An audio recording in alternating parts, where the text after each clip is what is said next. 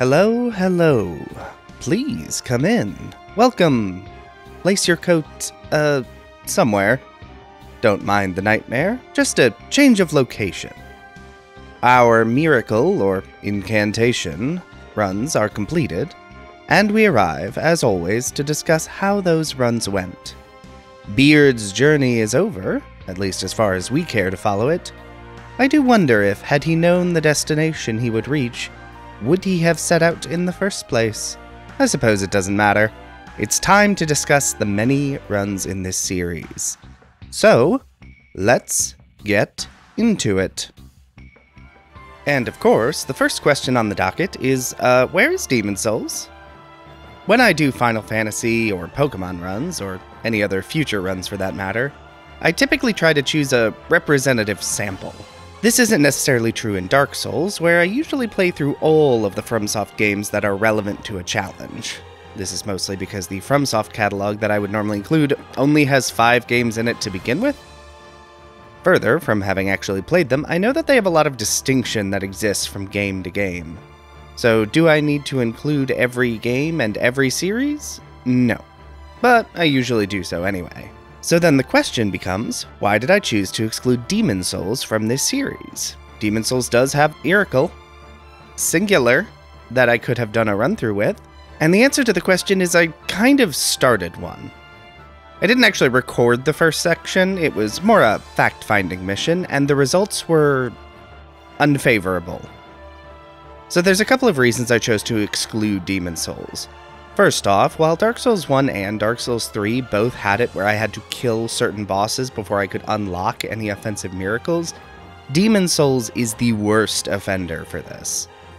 For Dark Souls 1, you had to kill the Asylum Demon. For Dark Souls 2, you had to kill Vort and Gundyr. Demon's Souls actually requires you to kill 5 entire bosses before you can unlock the one offensive miracle the game gives you. The Phalanx Demon unlocks the other Archstones, the Spider and Flame Lurker are required to unlock the Dragon God, the Dragon God's Soul is what you actually use to whatever the term is in this game, and then you have to kill the Adjudicator to get to the point where you can rescue the priest, whatever his name is, to actually transposition the soul into the spell you want. So that is 5 of this game's 16 bosses. That's a lot of bosses to kill without, doing the challenge. So I was already fairly confident I wouldn't be doing that, but I figured I'd find out anyway. So what you're seeing on screen is my character that I used to test with the miracle unlocked and equipped, and we'll just go ahead and give that a tester. Eagle-eyed and attentive viewers among you may have noticed several things just happened. None of them were good. So we're going to go through each of them individually.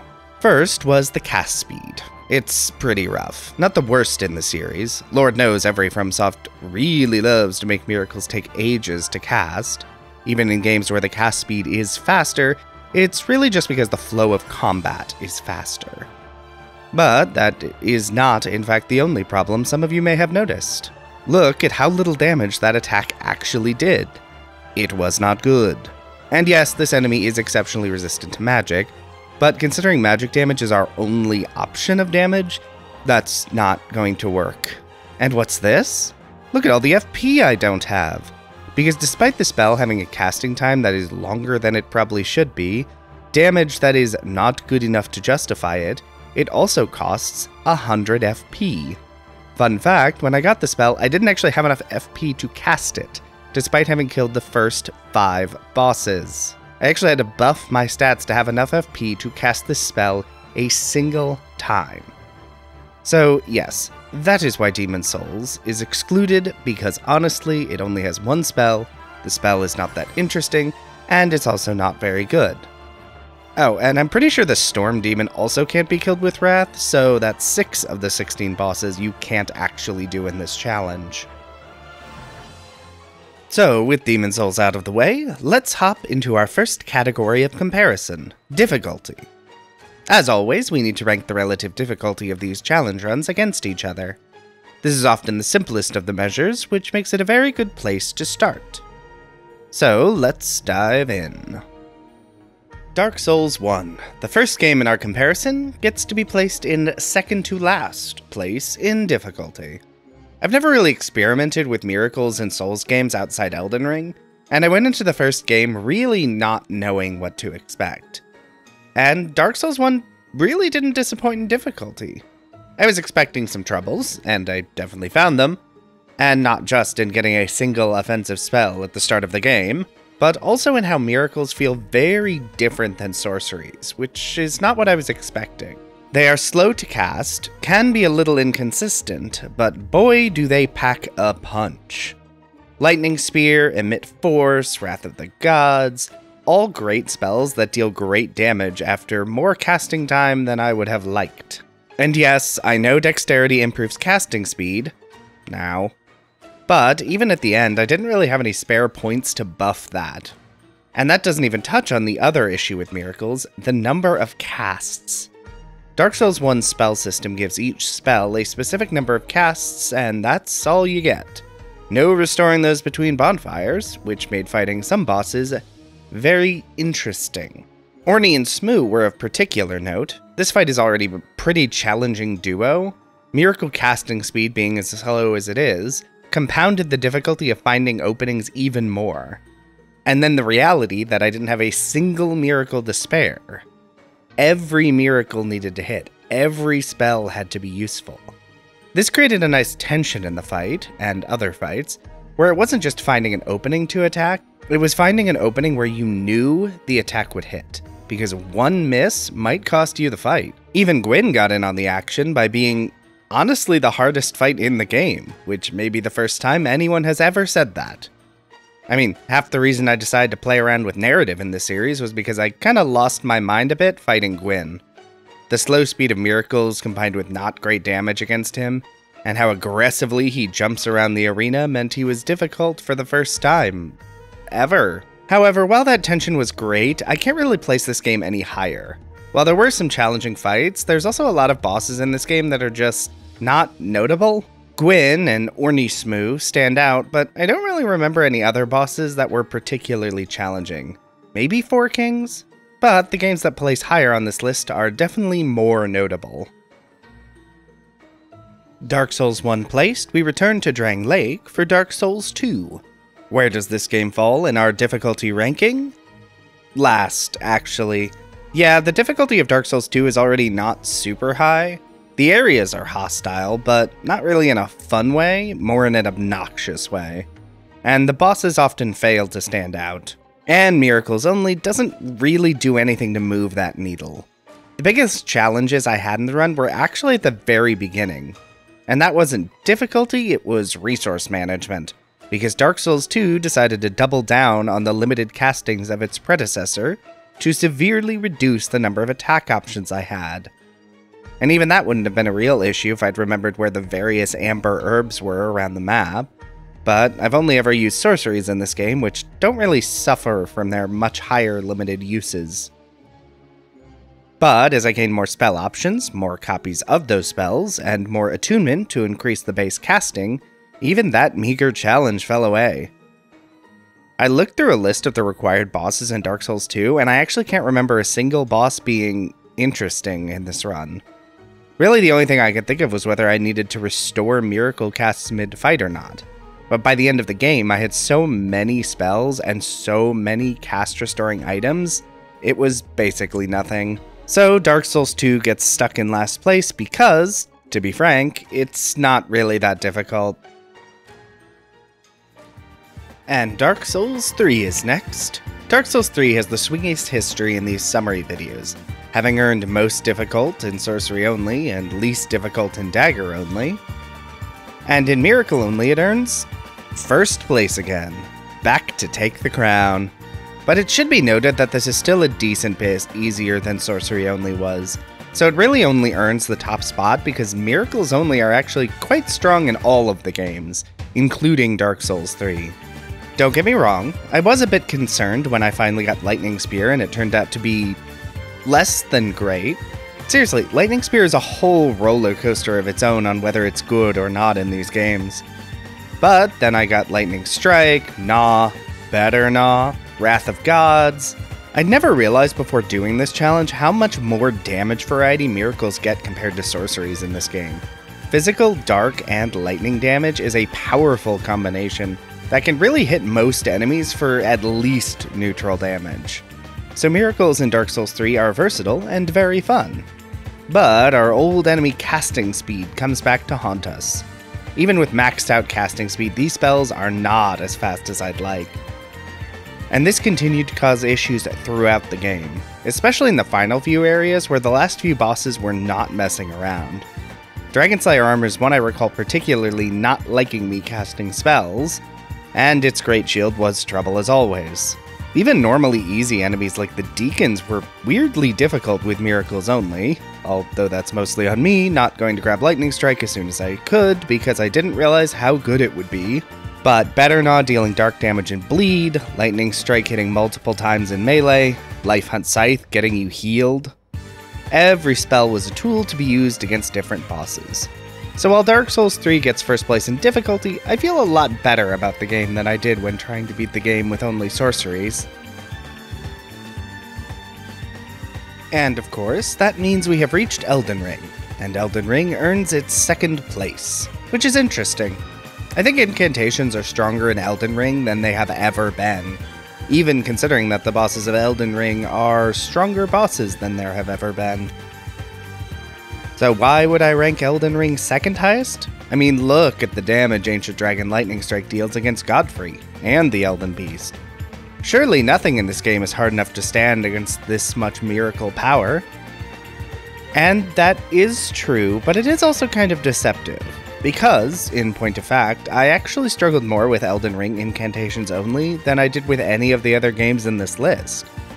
Not because it should be harder, but I think because it tricks you into thinking it won't be difficult.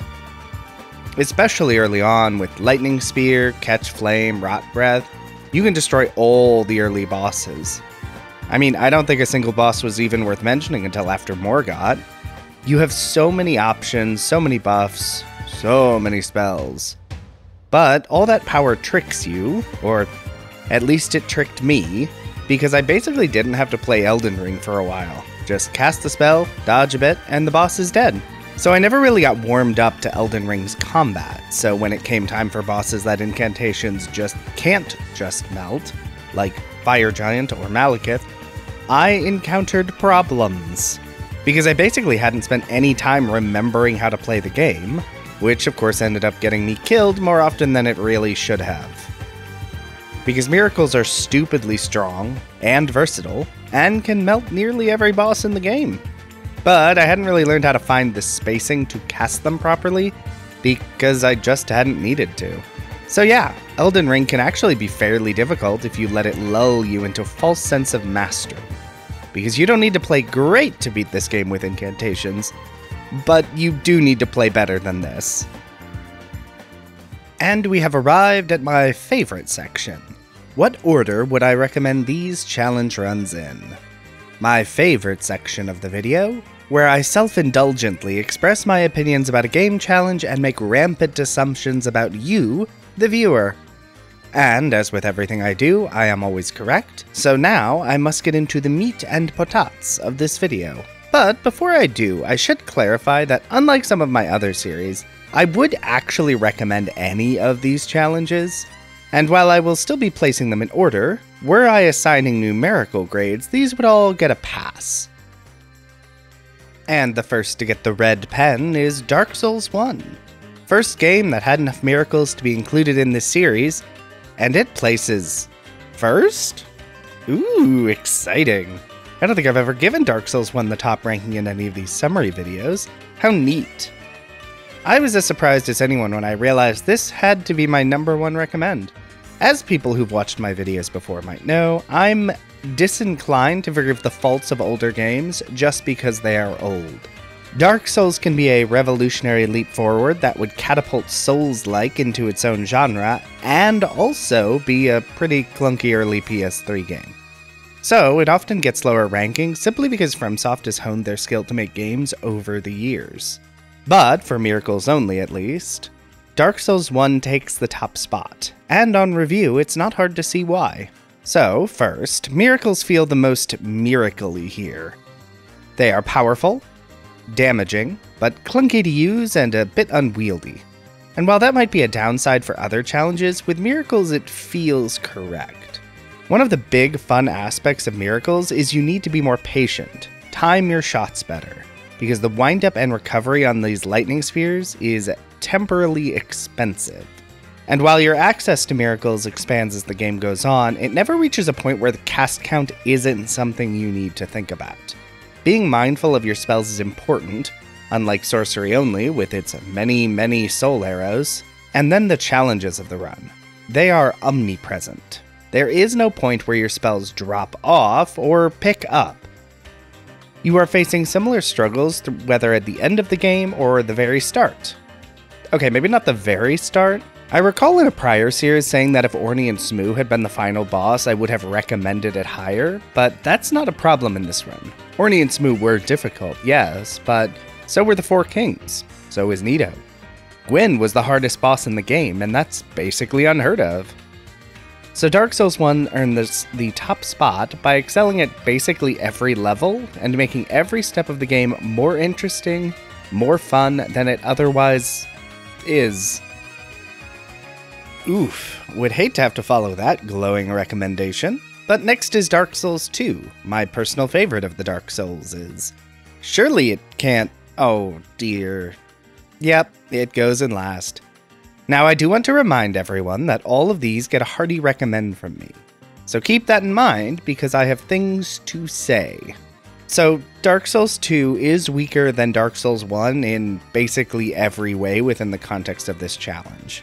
First, while you can actually start the challenge without ever having to use another damage method to kill a boss, good luck getting anywhere with the 2 lightning casts you have. Don't worry, I'm sure the 4 emit forces will save you. Before writing the script, I considered ranking the games on how easy they were to actually get started in the challenge run. Since, unlike other challenges, most of these games you can't actually start with a damaging miracle. While I decided not to do this, Dark Souls 2 is odd in that it made getting a miracle much easier than other games, but also made actually killing any boss after that more difficult. And yes, you can acquire enough spells by the end of the game that it's fine, but that's actually kind of the problem. The first half of the challenge is kind of annoying because you don't have enough miracles to kill any bosses regardless of how well you play. And then you spend the second half just steamrolling everything. The joy of a challenge run comes between these two extremes, where the challenge is right and the difficulty is justified. This is just a bit obnoxious. And the question of whether I need to use an amber herb to beat a boss is not as interesting as it might otherwise be, making all the bosses in this challenge kind of a letdown, as they always are in Dark Souls 2. And then the areas of the game that are awful. Just so awful. Who designed this? Who hurt you that you put the Shrine of Amana in a game? Lake of Rot's fine. Blighttown, not too bad. But this steam sack of drown... I'm sorry, I got distracted there. Dark Souls 2 is last. Let's move on. Dark Souls 3 is always kind of a mixed bag for me. There is a lot of good, and a lot that I am less fond of. So, where does Miracle Only Run land in the ranking? Third. Don't get me wrong, I enjoyed the run, but there was stiffer competition than normal in this Miracles Only series. So why does Dark Souls 3 rank so comparatively low? And the answer is Dark Souls 3 is in many ways feels like a game of two halves. The second half of the run, Gundyr, Twin Princes, Dragon Slayer armor, were really fun challenges. Miracles do good damage, but are a bit slow. Where do I fit in these attacks? And if I can't fit them in easily, how do I make sure the trade is worth it? The selection of spells is also great. Better Gnaw, Lightning Stake, Wrath of the Gods. You get 3 different damage types and a variety of melee-ish and ranged options. You even get Bleed, which is basically always broken. The problem is that while the second half of this challenge is incredible, the first half isn't. Cast count isn't as big a concern, since that's governed by FP and the Baja Blast Flask, but your access to spells is pretty trash. You have to do a good portion of the early game with just Lightning Spear. Also, why does Lightning Spear suck in this game? That's not even a joke.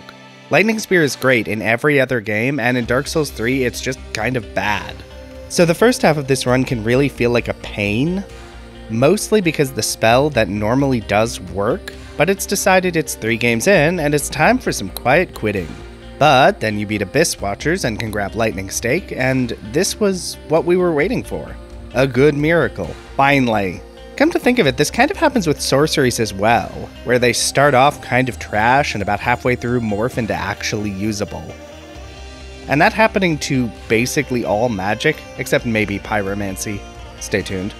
And that suggests a larger game design problem, rather than a challenge run problem.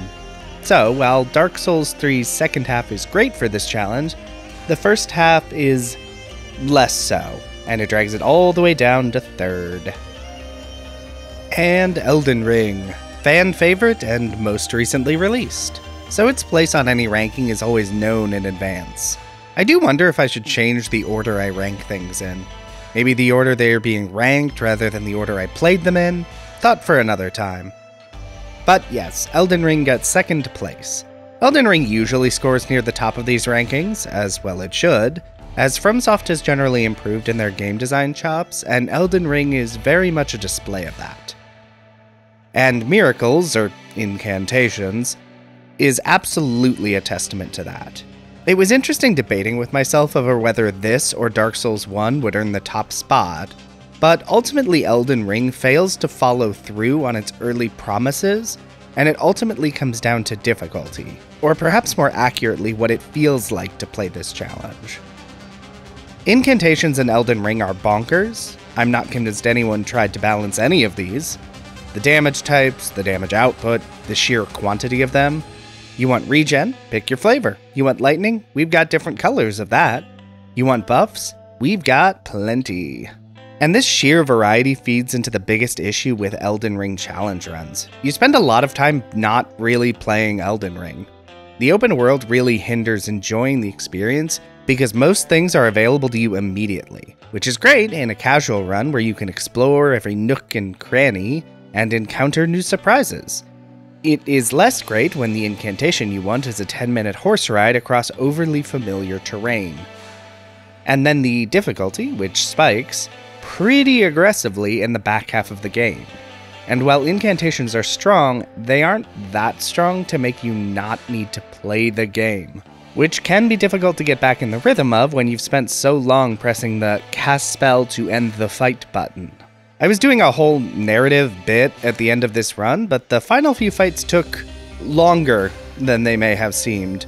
And while the victory matches were just rain ancient lightning down, that was less consistent than one might hope. So Elden Ring gets the second slot. It's good. I enjoyed it. I could have enjoyed it more. Well, well, we arrive at the end of another series, another summary completed. I hope you've enjoyed this video.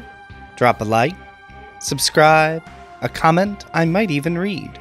With Dead Gods behind us, we'll be starting our next run next Friday, and it's time to be a bit more normal. But I hope you've enjoyed yourself, and have a safe trip home.